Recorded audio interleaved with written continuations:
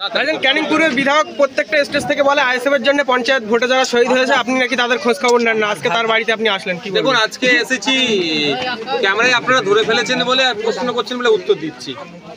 দেখুন, ব্যাপারটা হচ্ছে আমাদের হাসানুজ্জামান, আমাদের রেজাউল, আমাদের মহিউদ্দিন, আর একটা হাসানুজ্জামান আছে দেগঙ্গাতে, 4 জন কর্মীকে এই আমাদের পার্টি তৈরি হওয়ার পর থেকে শহীদ হতে হয়েছে।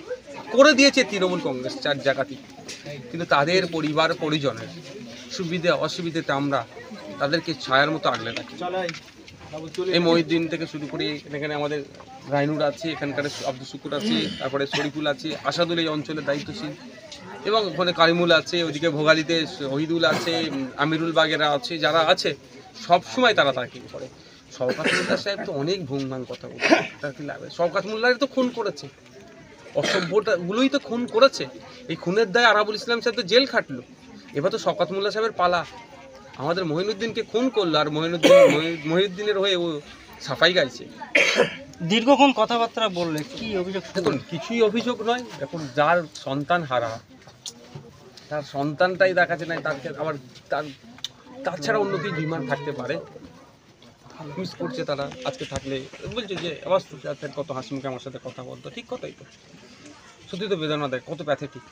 কে সন্তান হারা কার জন্য হলে? শওকতদের জন্য, শওকত মোল্লা সাহেবদের জন্য হয়েছে। এর জবাব আমরা নেব। কাল থেকে পবিত্র রোজা পড়ছে, তো সেই উপলক্ষে যে মহিউদ্দিনের মা যেটা বারংবার অভিযোগ করছিল যে কিছু আর্থিক সেই দেখুন, এটা হচ্ছে ওর মাকে সরল সাদাশীতে ভুল বুঝিয়ে বলিয়ে নিয়েছে। মহিউদ্দিনের পিতা আছে তো এখানে, মহিউদ্দিনের বড় চাচা আছেন যিনি মুরব্বী, তাদেরকে জিজ্ঞাসা করুন না। ও মা সহজ সরল যেটা বলতে বলেছে বলে দিয়েছে। আমরা বিভিন্ন সময় বিভিন্নভাবে, শুধু আর্থিক নয়, আর্থিক সহযোগিতা করতেই হবে, বিভিন্নভাবে সহযোগিতা আমরা করে থাকি।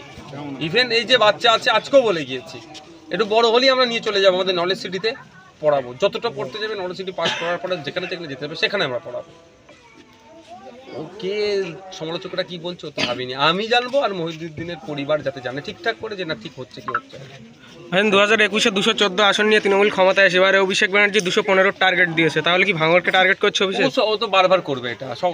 শুভেন্দু অধিকারী সিটকে টার্গেট ওরা করবে না, ওরা বাকি যে 77-78টা বিজেপি জিতেছে সেইটা নিয়ে করবে না, করবে কে? আইএসএফকে নিয়ে। কারণ আইএসএফ ওদের মাথা ব্যথার কারণে যাচ্ছেন, ওরা নোংরামি করছে, ওরা সংখ্যালঘু তোষণের নামে সংখ্যালঘুদের শোষণ করছে, আদিবাসী প্রীতির নামে আদিবাসীদের জলজমি জঙ্গলের অধিকার কেড়ে নিচ্ছে, 5th শিডিউল 6th শিডিউল তার বাস্তবায়ন করছে না, ফেক এসটি এসসি সার্টিফিকেট নিয়ে অনেক জলঘোলা করছে। এই সমস্ত বিষয়গুলো আমি ধরে দিচ্ছি, আইএসএফ ধরে দিচ্ছে, ফলে ওদের চক্ষু শুলে উঠছে, এই জন্য টার্গেট করছে। এবার ভাঙড়ের মানুষ ডিসাইড করবে কি। শওকত মোল্লা তো বারবার স্টেজ থেকে 1 লক্ষ ভোটে ভাঙড় থেকে জেতার চ্যালেঞ্জ করছে, আপনার কি বক্তব্য থাকবে এই বিষয়ে? সময় কথা বলি। ঠিক আছে। এই যে কালকে পবিত্র রমজান মাস, আজকে বিধায়ক নওশাদ সিদ্দিকী সেই মহিউদ্দিন মোল্লার বাড়িতে আসলেন, কি বলবেন?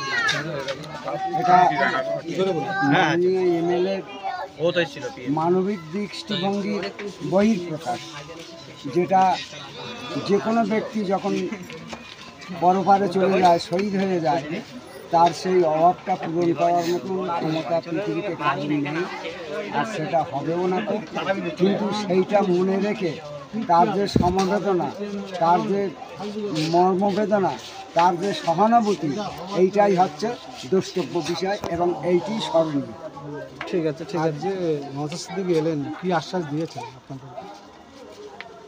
নওশাদ সিদ্দিকীর আশ্বাস সামাজিকভাবে, অর্থনৈতিকভাবে, অন্যান্য দিক থেকে যেগুলো ডিক্লেয়ার করা হয়, এনাদের দিক থেকে সেগুলো ডিক্লেয়ার করা হয় না এবং বহিঃপ্রকাশও হয় না।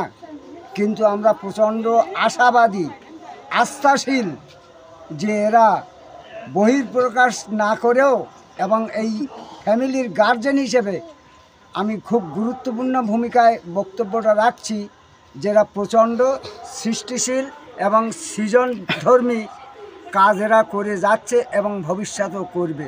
যতদিন বাঁচবে ততদিন তার সমবেদনা এবং এর যে কর্তব্য, সেই কর্তব্যটা তারা করে যাবেন, এই আশায় আমরা প্রচণ্ড আস্থাশীল। ঠিক আছে।